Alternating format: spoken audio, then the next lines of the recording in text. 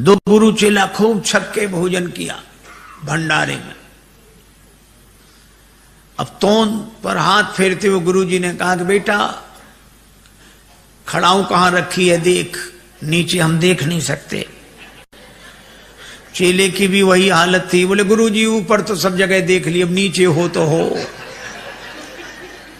अरे इतना काहे को। एक गुरुजी को आदत थी, उनका कोई चरण दबाए तो सो जाते। दबाने वाला सोचे कि ये मना तो कर नहीं रहे, तो ये मना करें तो हम जाएं, तो उसने सोचा ये सो जाएं तो जाएं, पर उनकी आदत थी जैसे ही कोई जाता फिर जाग जाते। तो एक बार क्या हुआ, एक शिष्य चरण दबा रहा था उनका, तो चरण दबाया शिष्य ने तो सो गए तो बड़ी देर हो गई, तो शिष्य उठकर चल दिया। जैसे ही चला तो आंख उनकी खुल गई, तो तुरंत बोले हाँ बेटा तुम्हारे घर में और कौन कौन है? तो उसने कहा कि माता पिता और हम लोग 4 भाई हैं। अब ये सुनता कौन, तब तक और सो गए। थोड़ी देर फिर उसने शिष्य ने देखा कि अब ये सो गए तो फिर जाएं हम, तो वो जैसे ही उठकर जाता वैसे ही जाग जाते। हाँ तो कितने भाई हो? तो उसने फिर कह दिया कि 4, पर वो उत्तर सुनने के पहले ही सो जाते थे। और जैसे उठकर चले तो जागकर फिर पूछते हाँ कितने भाई हो?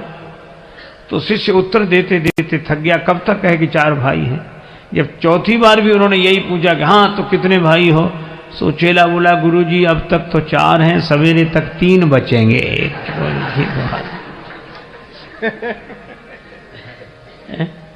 मुनिवर शयन बार बार गुरु आज्ञा, और सेवा हो तो राम जी की तरह। एक गुरु जी के पास ऐसे शिष्य, हे भगवान, नया नया चेला बनकर बैठा। अब गुरु जी छप्पर में बैठे, अंदर बाहर छप्पर, सामने मैदान। तो गुरु जी ने कहा कि बेटा वर्षा होने लगी है और गाय मैदान में बंधी हुई है, उसको बंधन से मुक्त करो ताकि वो भी छाया में आ जाए। शिष्य वहीं बैठे बैठे बोला गुरु जी मुझ जैसा जीव क्या किसी को बंधन से मुक्त करेगा, जो स्वयं बंधन में हो। और बंधन से मुक्त करना किसी को तो आप जैसे महापुरुषों का काम है, हम क्या। क्षमा करें गुरुदेव, अनधिकार चेष्टा मुझसे न होगी। गुरुजी भी समझ गए चेला नहीं गुरु ही मिला है। गुरु जी गए, गाय को बंधन से मुक्त किया, फिर आकर अंदर बैठ गए। मन नहीं माना तो बोले बेटा बाहर जाके देखो पानी बरस रहा है कि नहीं। चेला बोला गुरुजी ये बिल्ली बाहर से ही आई है जो आपके पास बैठी है, इसके शरीर पे हाथ घुमाओ, गीली हो तो समझ लो पानी बरस रहा है, सूखा हो तो समझ लो पानी बरसना बंद हो गया है।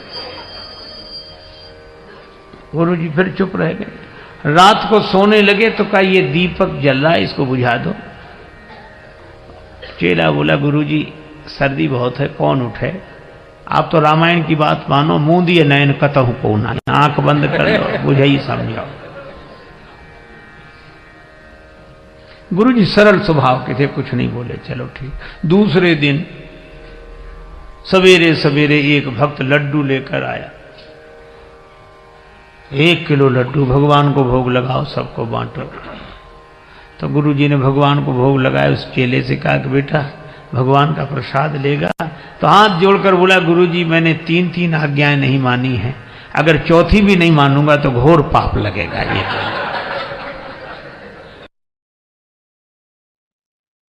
तो हमने ये कथाएं सुनी स्वामी राजेश्वरानंद जी महाराज द्वारा।